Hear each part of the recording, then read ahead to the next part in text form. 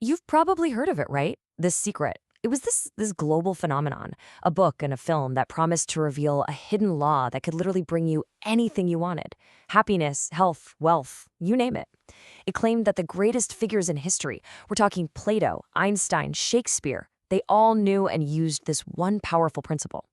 So, what is this big secret? And the real question, the one we all want to know, does any of it actually work? All right, let's get into it.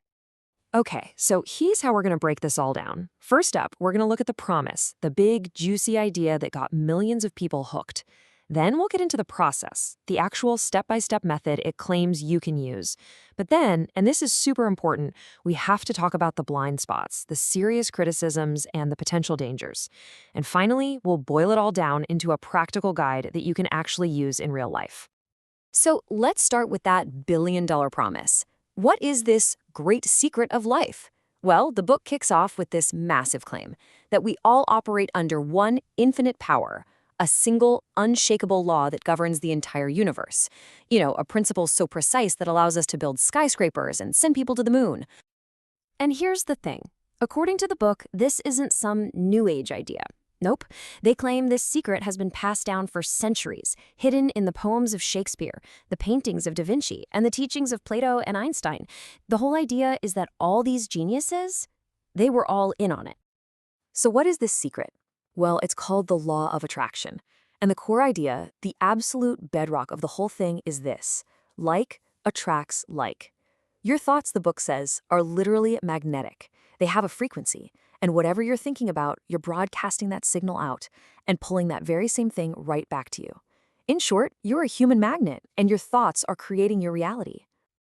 Okay, so knowing the law is one thing, but here's where it gets really interesting, and honestly, where all the controversy comes from. It's not just about knowing it, it's about using it to get, well, anything you want.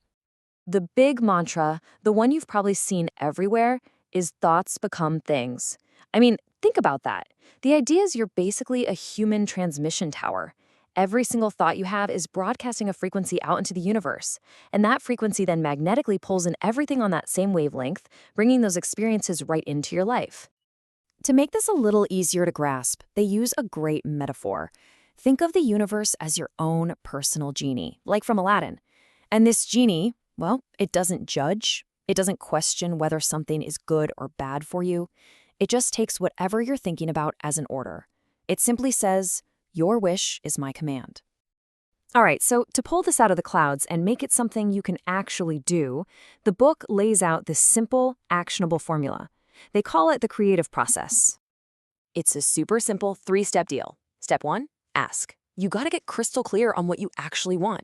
No mixed signals. Step 2, believe. And this is a big one. You have to act, talk, and think like it's already yours. And step 3, receive. This is all about feeling the joy now, as if you already have it. That feeling, that, they say, is the secret sauce. I mean, it sounds amazing, right? A perfect formula. But it also brings up a really, really tough question. What about when it doesn't work? What happens when someone follows all the steps, but they're still sick or poor or unhappy? Or worse, what if you attract something awful into your life? And this right here is where the whole philosophy runs into some major, major problems.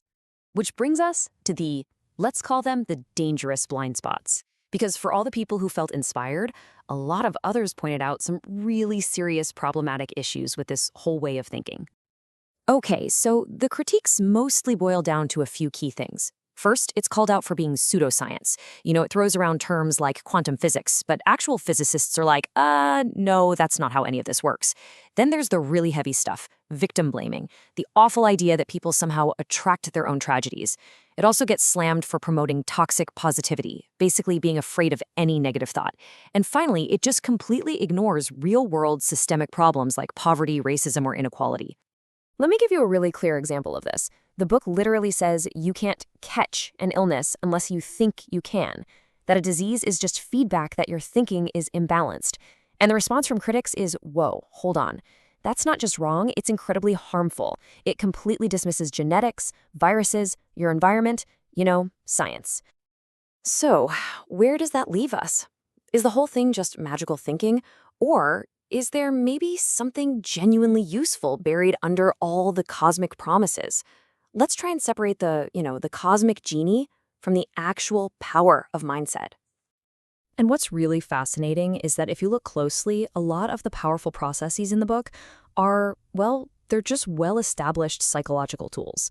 Take visualization. Olympic athletes do that all the time to rehearse a performance in their minds. Or gratitude. We know from tons of research that practicing gratitude is great for your mental health. And focusing on what you want primes your brain to notice opportunities you might have missed. So the methods themselves can totally work, even if you don't buy into the magic.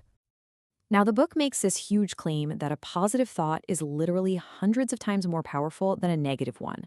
And look, the science on that specific number is shaky at best. But it does point to a really solid idea from psychology. What you focus on grows. Where you put your attention really does have a huge impact on your emotional state and what you do next. So the real question is, how can we take the good stuff from this, the practical mindset tools, and use them in a grounded way without falling into the trap of blaming ourselves for things we can't control? Well, we can actually reframe those same 3 steps into something really powerful. So step 1, instead of ask the universe, let's call it clarify your vision. This is just solid goal setting, right? When you know exactly what you're aiming for, your brain actually helps you spot opportunities. Step 2, instead of just believe it's here, it's build self-belief. This isn't wishful thinking. It's building real confidence in your own abilities, one small win at a time. And step 3, this is the game changer. It's take inspired action. The receiving isn't about sitting on the couch waiting for a check to appear. It's about acting on the opportunities your newly focused mind is now seeing. It's the bridge between your inner world and outer reality. So in the end, look, whether you believe the universe is a magical genie or you Jesse your brain as a complex and powerful machine, the takeaway is pretty much the same. Where you place your attention matters a lot. You could say your focus is your superpower. So the real question isn't, do my thoughts magically become things? The better question is, what things will my focused thoughts inspire me to do? What reality will you choose to build with your focus today?